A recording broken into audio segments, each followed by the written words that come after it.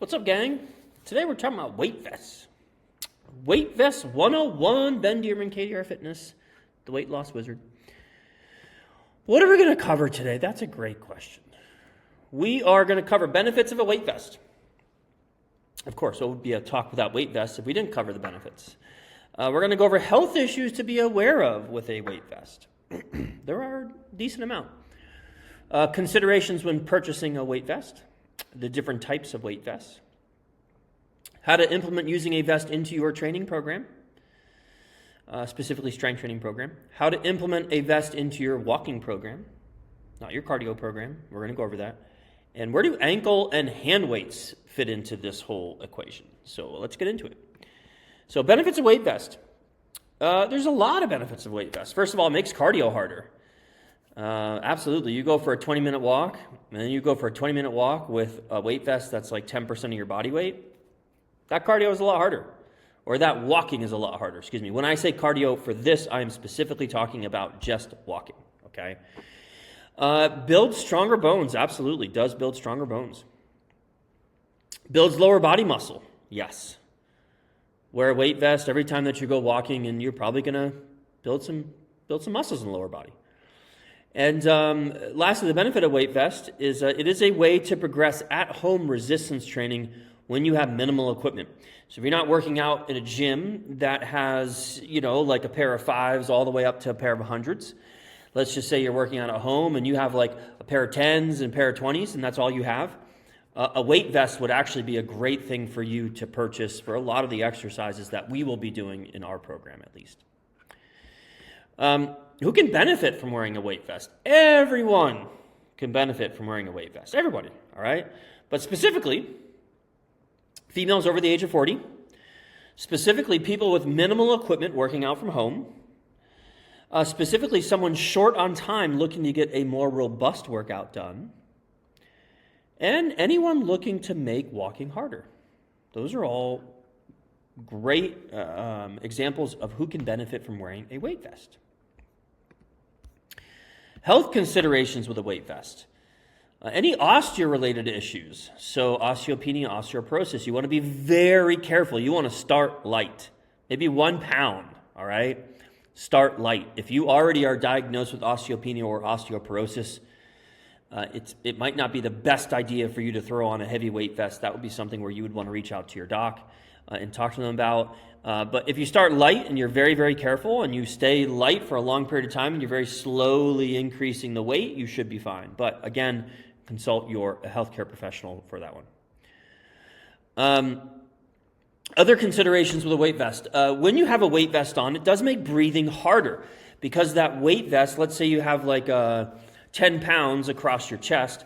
Well, that's now 10 pounds that as your heart rate goes up, as your respiration rate goes up, it makes it harder to breathe because what's happening is your body wants to try and expand your rib cage, and it's really hard to try and expand your rib cage if you have 10 pounds on it, okay? If you don't, believe me how hard it is to breathe hard when you're working out with weight over your chest. Just lay down on the floor, have somebody put their hands on top of your chest, and then try and take a bunch of big, deep breaths, and it will be very difficult. So sometimes when I wear a weight vest, because of my past surgeries in my kind of chest cavity related to cancer, sometimes my ribs get sore, okay? And that's usually just from me trying to breathe hard with like that weight over my chest, all right? So if you already have a difficult time breathing, a weight vest is probably going to make it a little bit harder for you to breathe, okay? Any stress fractures in the spine, hips, or lower body. That's a big one. Don't be wearing no weight vest if you got some stress fractures going on in your tibias, okay? Or your femurs, or your pelvis, or your spine. You get the idea. Other health considerations. Past major injuries or surgeries to the spine, hips, knees, ankles. In other words, like a spine surgery, a fusion, a joint replacement, hip replacement, knee replacement, torn ACL, like if you didn't get the surgery and you have that torn ACL, a history of sprained ankles. Those are all considerations that you should be considering when you are looking at wearing a weight vest. Okay, it doesn't mean that It doesn't mean that you shouldn't wear a weight vest if you had hip replacement or knee replacement, or you had spine surgery.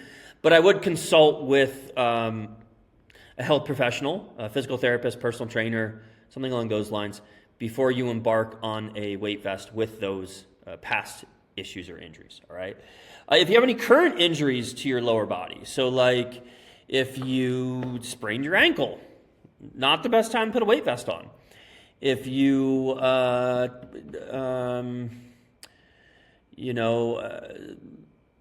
strained a muscle, strained a quad, not the best time to put a weight vest on. Okay, so any current injuries in the lower body or the spine, not the best time to wear a weight vest.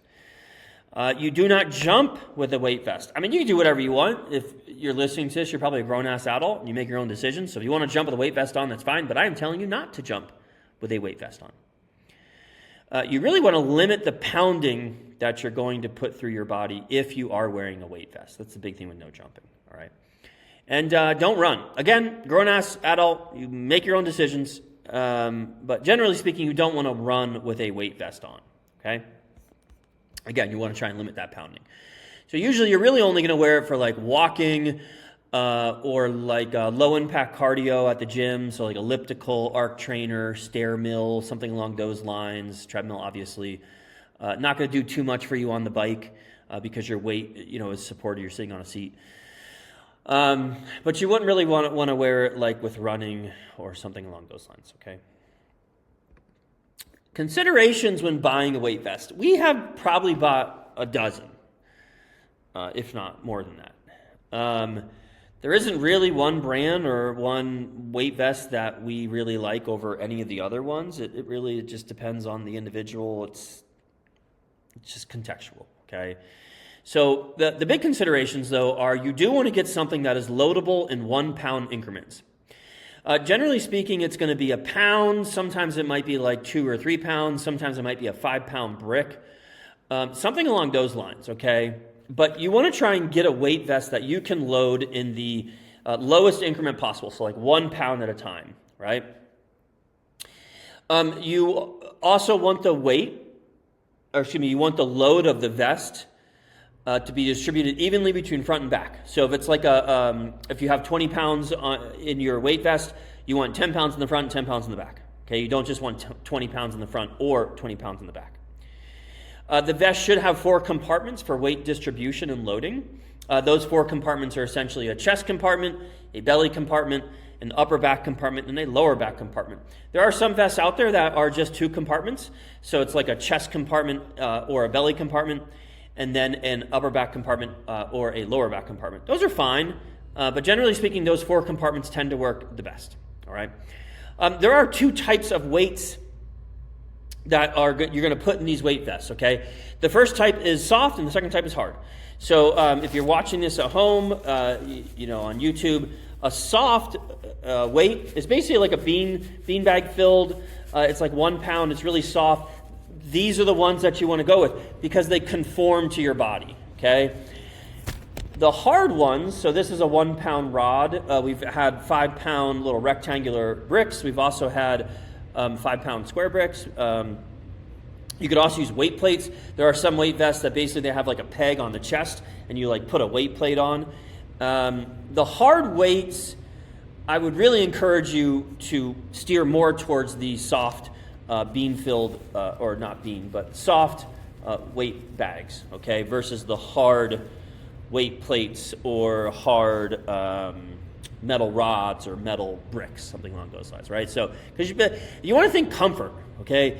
Because like if you're wearing this thing for 20 minutes or 30 minutes, and you have like this plate that's on your chest, and it's not that comfortable, and it's kind of like moving around as you're walking or you're doing your lunges or whatever, and then you take it off, you got a big bruise on your chest because of that. That sucks, all right? So you need to think comfort with these things. The total weight vest, so the total weight of the vest should equal no more than 20% of your body weight if you're going to use the vest for walking / cardio, all right? So I am about 180 pounds. So for me, 20% would be about 36 pounds. So like round up. So somewhere between 35 to 40 pounds. That would be my weight vest. All right. If you're wearing a weight vest for resistance training, that's a little bit different story. You might be able, you go 80-pound weight vest, 100-pound weight vest, because if you're wearing it for well, we're going to talk about that actually in a couple minutes. Let me not get ahead of myself. Boobs, okay? I don't have them, so I don't have to worry about this, but in the female clients that we work with that are a little bit more endowed in their chesticles, then they do typically complain, like they already have weight on their chest, and then you put more weight on their chest, and that kind of sucks. So a couple things you can do for that if you are somebody who just has you're a little more chesty than the average woman. You wouldn't put the weight in the chest compartment. You would put the weight a little bit more in the belly compartment, so you keep that weight off your chest. But again, I don't have them, okay, so this is difficult, but we've had lots of female members complain that they're just not that comfortable, so you really want to make sure that you're getting something that is comfortable if you are kind of endowed in that area, okay? I always tell people, get a few. Buy 3 from Amazon. You can send them back, free returns. Buy 3 from Amazon, try them on, pick the one that is the most comfortable and send the other ones back. You are going for comfort with this. You're not going for, hey, I got this 100-pound weight vest, but man, it sucks to wear it. You are going for, hey, I got this 20-pound weight vest, and it is so comfortable to wear it that I love wearing it. I sleep in it. A little over-exaggeration, but you get the idea, okay? Weight vest should be comfortable. As comfortable as you can get it. All right. Weight vest and resistance training. So there's 2 ways for the implementation of a weight vest with resistance training, okay? The first one is for the whole or most of the workout, and the second one is only for the movements that you need it for. So for instance, like step-ups or push-ups or pull-ups or something along those lines, okay? If it's just for some movements, you really don't need to worry too much about how much weight is in the vest. Let's say you're wearing the vest for push-ups. Okay, you want to put enough weight into the vest to make push-ups challenging. That's really about it, okay? If you're wearing it for step-ups, again, you want to put enough weight into the vest to make step-ups challenging. Where the weight vest really excels when people are working out at home is ultimately just when they're in that situation where they have a pair of 10s, maybe they're doing step-ups or they're doing split squats, and the 10s are too light. They don't really want to go and buy a pair of 15s because they know, geez, if I buy a pair of 15s, I'll probably have to buy a pair of 20s down the road and a pair of 25s and a pair of 30s, and then you have $700 invested into a bunch of dumbbells, okay? So the weight vest, you go $80 for a weight vest. If the 2 10-pound dumbbells are too light, you put that weight vest on. Let's say it's for $80, you can get a weight vest that's loadable to 40 pounds. You put 20 pounds in the weight vest, you got a 10-pound in each hand, and you've just increased your split squats or your step-ups by the weight of the vest, all right? So not really big considerations if you're just wearing that vest for specific movements. Just treat it as you would just like dumbbells or whatever. I will say that the weight does feel different being centrally located on your torso versus peripherally located in your arms, all right? So that is a consideration. Some people think that it's a little easier. Some people think it's a little harder. It really just depends on the individual. I personally think it's a little easier when you have the weight vest on because the weight vest is centrally located and you don't have to worry too much about balancing weight in your hands, all right? If you're wearing the weight vest for the entire workout, there is a protocol I want you to follow. And this protocol is really designed around limiting the extra force on your body to allow your body to get acclimated to handling a little bit extra force and then gradually increasing that extra force over time, okay? So first of all, you're going to start with 5% of your body weight. So if you are 200 pounds, 10% would be 20 pounds, and half of that would be 10 pounds. So you're going to start with 10 pounds. And that 10 pounds is going to be equally distributed. So you'd have 5 pounds in the front, 5 pounds in the back, okay? Does it have to be 3 pounds in the chest compartment and 2 pounds in the belly compartment? And no, it doesn't have to be that way. It just needs to be 5 pounds in the front, 5 pounds in the back, okay? So you start with 5% of your body weight. You're going to stick with that for 3 to 5 times per week for 4 to 8 weeks.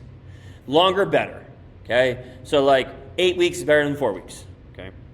Then you're going to increase it from 5% to 8% or a small amount, a couple pounds.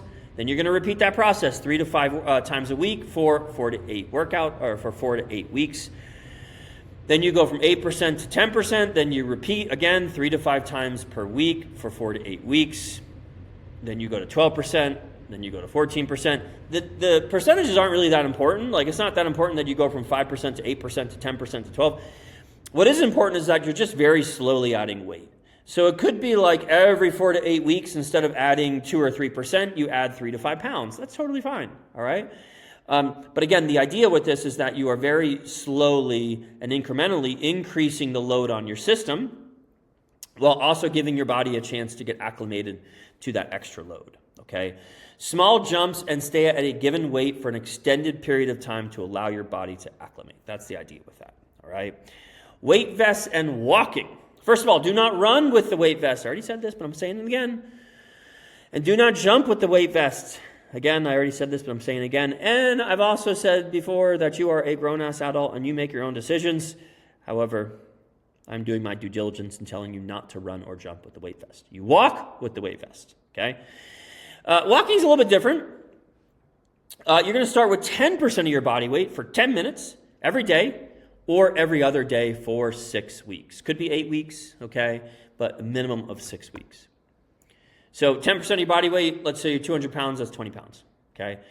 And again, that's 10 pounds in the front, 10 pounds in the back. When you're at the point where you're at 10 pounds front and back, it would benefit you to go 5 pounds chest, 5 pounds belly, 5 pounds upper back, 5 pounds lower back, okay? You get the idea. Then you're either going to increase your time by 5 minutes, or you are going to increase your weight by 5 pounds, and you're going to do that for another 6 to 8 weeks. At the end of those 6 to 8 weeks, you're going to do the opposite of what you did. So for instance, for the first 6 to 8 weeks, you're at 10% of your body weight for 10 minutes. The next 6 to 8 weeks, let's just say hypothetically, you stay at 10% of your body weight for 10 minutes, and instead what you do is you add an extra 5 pounds to the weight vest. So you're walking for the same amount of time that you did in the first 6 weeks, but it is now 5 pounds heavier, right? That's what I mean by repeat in alternating fashion. If you did the opposite, so let's say your first 6 weeks, you did 10% of your body weight for 10 minutes, and then the second 6 weeks, you went up in time, so you did 10% of your body weight, but you're going for 15 minutes, then that means that the next time that you go for your increase, you're going to increase the weight. Okay, so you're either going to increase time or you're going to increase weight. You're not going to do both at the same time, and you're going to alternate which one you do every roughly 6 to 8 weeks. All right? You're going to do this until you are at 20% of your body weight, and this should take months to get to. Okay, let's just say I'm 200 pounds, and I'm going to go until I get to 20% of my body weight, which would be 40 pounds. And I'm going to start at 10%, which is going to be 20 pounds, right? So I'm going from 20 pounds to 40 pounds. You want to try and take that over like 6 months, maybe even 9 months, all right? You should not be in a rush to try and add extra weight onto your frame, okay? Most of you are listening to this and you want to take weight off of your frame, all right? So don't be in a rush to put extra weight onto your frame, because overuse injuries, they're a lot easier to get when you're walking around with an extra 20 pounds on, all right? What about ankle and hand weights? It's a good question. They're great. They're not the same thing, all right? We've never really implemented ankle or hand weights specifically with our clients. Now, I say that, but maybe somebody's doing a reverse hyper and we put some ankle weights on them, or somebody's doing some seated straight leg lifts and we put some ankle weights on them, or, something along those lines, right? Like, we do have clients that will wear ankle weights for step up and different core exercises. It's not something that we specifically tell them.